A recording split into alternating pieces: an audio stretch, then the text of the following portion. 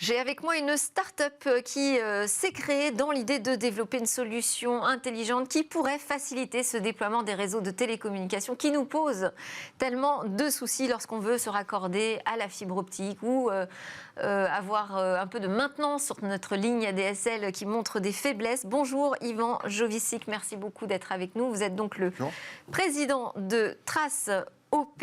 Alors, vous, j'imagine que l'idée de départ de votre start-up, c'est du vécu, non ? C'est du vécu. En fait, Trace OP a été créée dans un premier temps pour la partie réseau des opérateurs. Et en fait, elle a été créée dans le but d'assister les opérateurs dans le cadre du déploiement et de la maintenance.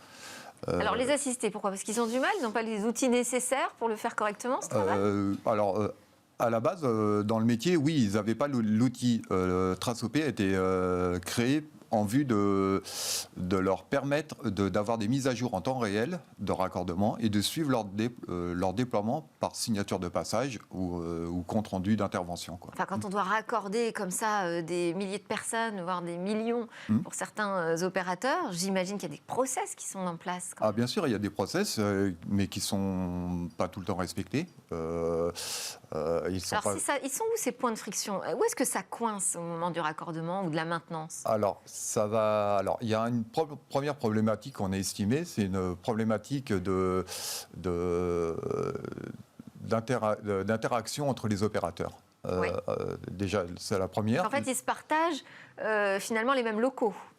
Des boîtiers de raccordement. Il y a un point de mutualisation, oui, effectivement. Il y a un point qui est le point névralgique. Ce point-là, aujourd'hui, n'a pas de référence commune à tous les opérateurs, quoi. Donc, Trace OP a imaginé une puce qu'on mettrait sur ces armoires-là qui permettrait, via un smartphone, à l'opérateur qui intervient de faire sa signature de passage et de valider le lien qui vient de raccorder, de mettre en service. Ça veut dire que, je ne sais pas si je prends un exemple très concret, l'opérateur Free opérant une maintenance pourrait déclarer son action auprès donc, de votre système et cette information pourrait remonter par exemple à Orange ou à SFR ou à Bouygues. Exactement, ouais, c'est l'idée en fait. D'accord, et ça passe, cette transparence totale sur qui fait quoi entre les opérateurs ? Alors, les process, aujourd'hui, il faut comprendre qu'une zone qui va être déployée par un seul opérateur ou une DSP. Oui. Ou une délégation de service public. Cette zone, en fait, elle va arriver, ce déploiement va arriver à un point de mutualisation, et c'est comme je vous disais à l'instant, c'est ce point de mutualisation qui va créer le problème. Parce que chaque opérateur aujourd'hui a ses process. Dans le déclenchement d'une ligne, du montage d'une ligne, d'une route optique, l'opérateur A, lui, va créer sa route. L'opérateur B, qui est propriétaire de la zone, va créer la deuxième route. Et il y a ce cordon optique, ces fameuses armoires de rue qu'on voit complètement avec des nœuds, quoi. Et ben, c'est ce point-là qui est névralgique, quoi. Où on va appeler un point de branchement opérateur, une boîte. Alors, justement, on va parler de ces armoires de rue. Quand vous dites pleines de nœuds, c'est-à-dire quand on ouvre, c'est le foutoir, il y a des fils qui se mélangent dans tous les sens. Bon, c'est ce qu'on avait vu au début de la DSL. Moi, j'avais l'impression que les choses s'étaient un petit peu arrangées avec la fibre optique, et vous ne dites pas du tout. Elles sont dans un état... Moi, j'estime que non, pas du tout. Et c'est de pire en pire. En fait, ce qui se passe aujourd'hui, c'est que c'est la course au raccordement. Les opérateurs, les gens demandent du débit, les opérateurs sont sollicités au maximum. Et puis, il y a quand même une politique là, d'abandon de la DSL pour une migration systématique vers la fibre optique. Donc oui, les choses urgent. Et surtout, je pense qu'aujourd'hui, là, ça s'améliore nettement, mais on est en pénurie de gens qui sont formés à la fibre optique. Aujourd'hui, on les forme. Il y a beaucoup de centres de formation qui se mettent en place pour former les gens, mais aujourd'hui, il y a beaucoup de gens qui interviennent sur des armoires de rue ou sur des boîtiers qui ne sont pas assez formés au raccordement et qui créent de ce fait, créer des futures pannes potentielles dans le non-respect des règles d'ingénierie, dans le non-respect des règles d'ingénierie. C'est-à-dire, je vais vous prendre un exemple tout simple. Oui. Ils arrivent sur un tiroir. La fibre optique, il faut savoir que c'est quand même un équipement qui est sensible à la poussière, qui est sensible à l'eau, à la poussière. Rien que le fait d'ôter un bouchon et de laisser un bouchon à l'air sur un tiroir, un bandeau de fibre optique, on peut générer des contraintes.